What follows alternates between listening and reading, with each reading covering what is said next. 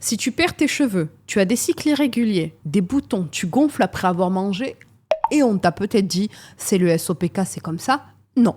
Le SOPK n'est pas une fatalité et surtout la chute de cheveux du SOPK n'a rien à voir avec la chute classique. C'est un mécanisme hormonal très spécifique que je vais t'expliquer aujourd'hui. Donc bonjour à toutes, ici Nour, infirmière tricologue spécialisée en médecine fonctionnelle féminine.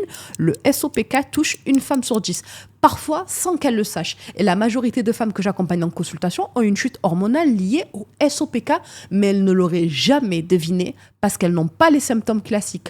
Comme moi, par exemple.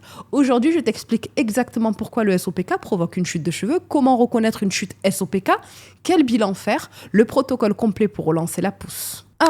Pourquoi le SOPK provoque une chute hormonale ? Contrairement à ce qu'on imagine, la chute du SOPK n'est même pas due au SOPK lui-même. Elle vient de 3 mécanismes hormonaux majeurs. Mécanisme 1, résistance à l'insuline. Le SOPK, c'est d'abord un problème métabolique. Quand l'insuline est trop élevée, le corps produit plus d'androgène, la 5-alpha-réductase, qui augmente, donc forcément plus de DHT, miniaturisation du cheveu, une raie qui s'élargit, une chute de masse. Donc même si tu n'as pas de surpoids, même si tu manges bien, la résistance à l'insuline peut être là. Et c'est la cause numéro 1 de la chute SOPK. Mécanisme numéro 2, les androgènes libres trop élevés. Beaucoup de femmes font une prise de sang et voient testostérone normal. Et elles pensent donc que ça ne vient pas de là. Erreur, mesdames. Le vrai problème du SOPK, SHBG trop basse. Donc testostérone libre trop élevé. Donc DHT beaucoup plus active au niveau du follicule. Et ce n'est pas combien tu produis, c'est combien tu libères. Et les femmes SOPK libèrent trop. Le mécanisme numéro 3, inflammation ovarienne et cortisol instable. Donc forcément, il y a une inflammation dans le SOPK qui augmente. Donc il y a une sensibilité à la DHT, une irritation du cuir chevelu, les sheds chroniques, des cycles anormaux de pousse. Et si le cortisol est instable, chose qui est très fréquente dans le SOPK, ton corps bloque la pousse car il considère la croissance comme non prioritaire. 2. Comment reconnaître une chute liée au SOPK ? Voici les signes typiques.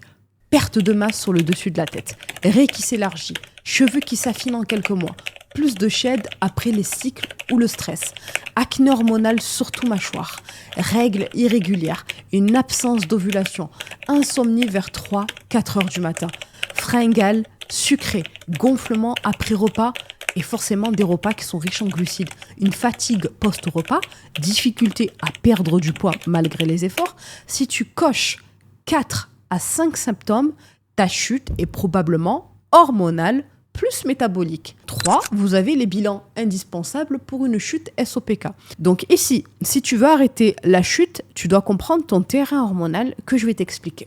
Donc voici les analyses que je recommande systématiquement. Bilan hormonal. Testostérone total, testostérone libre, SHBG, androstenedione, la SDHEA, 17-OH progestérone, la LH, également FSH, prolactine, estradiol, progestérone en phase lutéale, donc J21 idéalement. Vous avez également le bilan métabolique, donc insuline à jeun, glycémie à jeun, HOMA-IR, HbA1c et également le profil lipidique. Et enfin, le bilan tricologique avec une ferritine, vitamine D, zinc, B12, CRP ultra sensible. Sans ça, tu ne peux pas comprendre ta chute. Tu peux mettre tous les sérums du monde, si la DHT est haute et l'insuline élevée, la chute continue. 4. Le protocole complet pour stopper la chute SOPK. Donc ici, on va diminuer la résistance à l'insuline, qui est le pilier numéro 1. Si l'insuline est haute, la chute continue. Point final. Donc on agit sur le myoinositol, chrome, magnésium, oméga 3, alimentation anti-inflammatoire, diminution du sucre raffiné, mouvement quotidien plus musculation, cortisol stable, sommeil idéalement avant 23 heures. Routine du soir. Quand l'insuline elle baisse, forcément la DHT baisse et forcément la chute elle ralentit. Retenez ça mesdames. Vous avez également en B, réduire l'impact des androgènes sans bloquer ton système hormonal. Donc le but n'est pas de bloquer ta testostérone, mais de réduire la conversion en DHT au niveau du follicule. On agit sur saopalmétaux, EGCG, zinc, acétylcystéine, vitamine D, extrait anti-5-alpha réductase, donc selon les formules, topique anti-inflammatoire au niveau du cuir chevelu et surtout un anti-DHT local si la miniaturisation est visible. En troisième partie, stabiliser les cycles sans surcharger les ovaires. Donc pour relancer l'ovulation naturelle, vous prenez du myo-d-gyro-inositol. Donc selon le profil, vitamine B6 active, oméga 3 et réduction du stress, un travail circadien, donc forcément le lever, et on s'expose devant la lumière naturelle. Une femme qui réovule est une femme qui retrouve sa densité capillaire, vous le verrez. Ensuite, traiter l'inflammation ovarienne et systémique. Donc le SOPK, c'est une maladie inflammatoire métabolique. Donc on agit sur oméga 3, curcuma standardisé, N-acétylcystéine, gestion du stress, un sommeil profond, des probiotiques adaptés, réduction des produits laitiers si sensibles et surtout un équilibre du microbiome intestinal sans baisse d'inflammation, parce que sinon il n'y a pas de repousse durable. 5.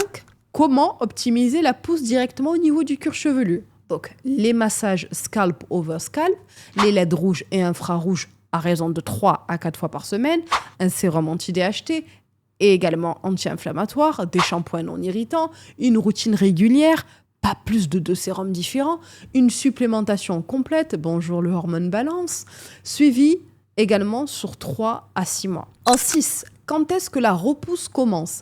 Avec un bon protocole, la chute ralentit en 4 à 8 semaines. La masse commence à revenir en 3 mois. La miniaturisation peut s'améliorer en 6 à 9 mois. Et si rien ne change, c'est que tu n'as pas identifié le vrai mécanisme. Souvent l'insuline ou la DHT libre. Donc, mes girls, si tu suspectes que ta chute vient du SOPK ou si tu veux que je t'aide à analyser tes bilans hormonaux, je t'ai mis un lien juste en dessous pour un diagnostic personnalisé.